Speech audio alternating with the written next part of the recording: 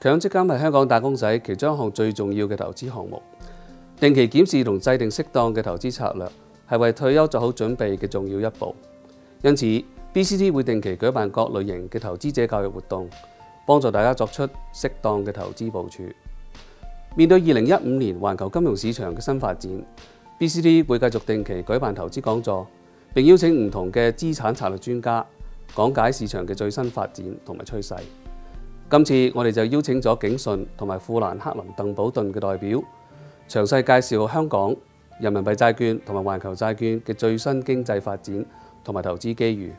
又同大家分享一下強積金戶口管理嘅竅門。今日好開心咧，請到我哋可以話係好朋友啊，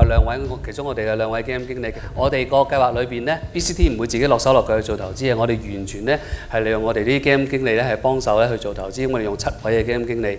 大家喺台上面見到嘅兩位呢，就係富蘭克林鄧寶頓同埋景順兩位呢，都係我哋其中兩位嘅基金經理嚟。咁大陸嘅睇法呢，即係如果問好多朋友，無論係基金經理又好，在座嘅朋友都好呢，大多數都會睇正面嘅。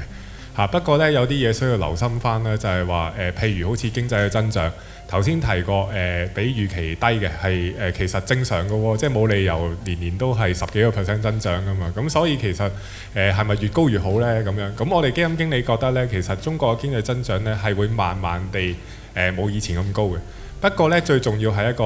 質素上嘅增長咯。咁但係長線滬港通啊，無論即使未來嘅深港通，都絕對係好事嚟嘅嚇。亦都好多我哋嘅基金經理咧表達過興趣咧，就係話絕對有興趣去參與嘅。咁當然啦，開頭嘅資金未必係好多，不過咧就係話我當全球性嘅資金，佢即使1% 都好咧，其實係好多噶啦已經就咁。同埋我哋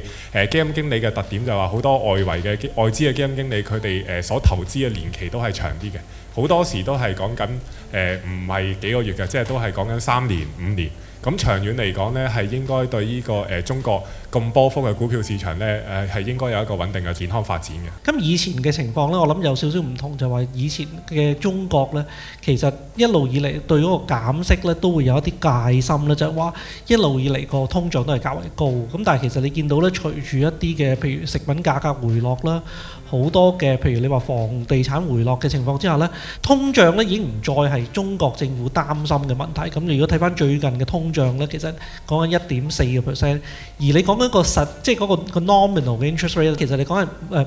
5.3%，即係話實質利率呢都有4%。咁亦都反映咗其實呢唔同嘅地方呢，利息嘅策略呢係幾唔同。咁亦都係想最帶出嗰個重點呢，就係話其實中國呢係好有空間呢可以再減息嘅。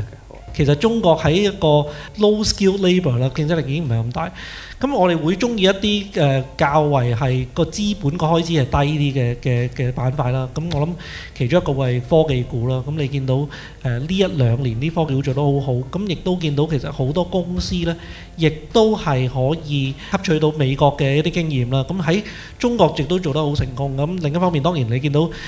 一啲嘅 local 嘅內容亦都好重要啦。咁所以你見到唔同嘅公司一啲可能話做一啲嘅互聯網搜查嘅，或者係做一啲嘅遊戲嘅公司，我哋覺得都做得好成功。咁呢啲我哋都會中意嘅。第一就例如金融股咧，始終金融股嗰個估值咧係吸引嘅，比起好多行業嚟講都係。咁同埋始終都係百業之母啦。咁如果你話講翻一啲中資嘅金融股嘅話咧，其實大家都好熟悉嘅即係你會睇到佢個息率又吸引啦，個市盈率亦都係非常之低嘅。咁啊，另外可能能源啦，咁其實好多不利嘅能源嗰個因素呢，其實上年第4季係有一個好大嘅調整嘅嚇。當其時全球嘅能源嘅價格又好，股票又好呢，咁好多去到今年呢，其實你都會留意到係企翻穩。歐洲同美國最大嘅分別係乜呢？就係話美國好簡單一個經濟體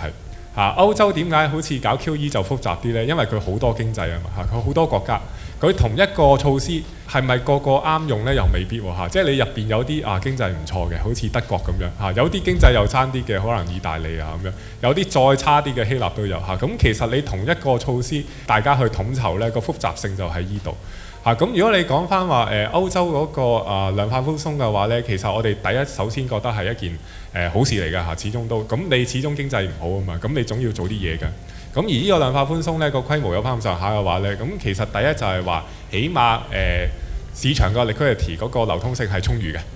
即係起碼嗰個銀行體系願意會借錢出去啦，咁而啲人亦都係起碼願意去用錢去投資啊或者消費先。歐元啦，其實嗰個嘅跌幅呢係今年年初開始，咁你慢慢呢，除咗講個對歐洲公司嗰個出口方面有一個好大嘅幫助之外呢，另一方面就係你睇翻歐洲公司呢，其實好多都係國際公司咧，你嗰啲寶馬啊、平治啊，甚至乎你一啲藥廠啊，全部唔係淨係賺歐洲人嘅錢，賺亞洲人嘅錢，賺美洲人嘅錢。當佢賺埋嘅美金啦、亞洲貨幣啦、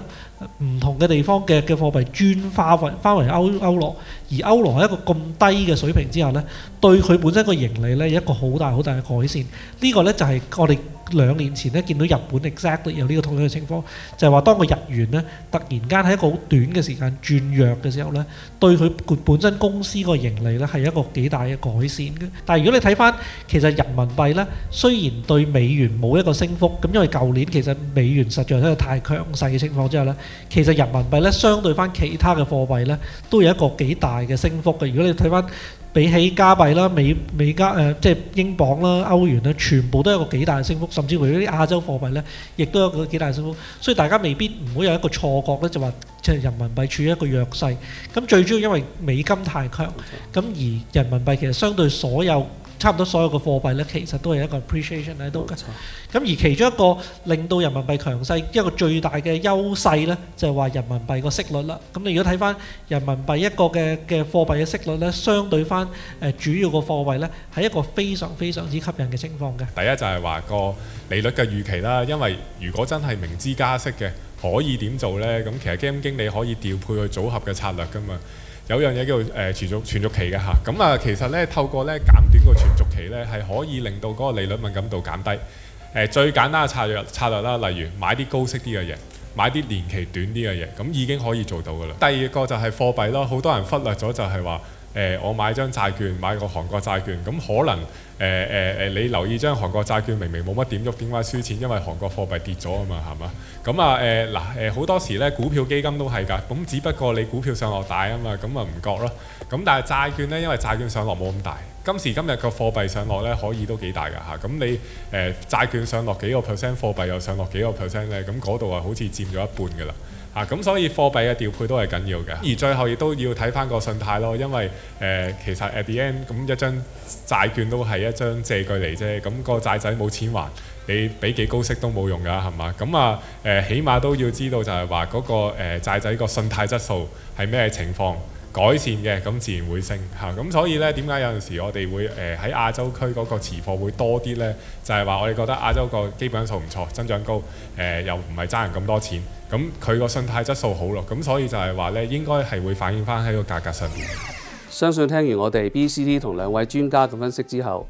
打工仔對管理強積金應該有更清晰嘅方向。但係大家唔好忘記，投資市場仲有好多唔同嘅投資策略。喺下一集，我哋就會邀請富達同斯萊德嘅代表，同大家介紹下歐洲、亞洲同其他環球市場嘅最新發展。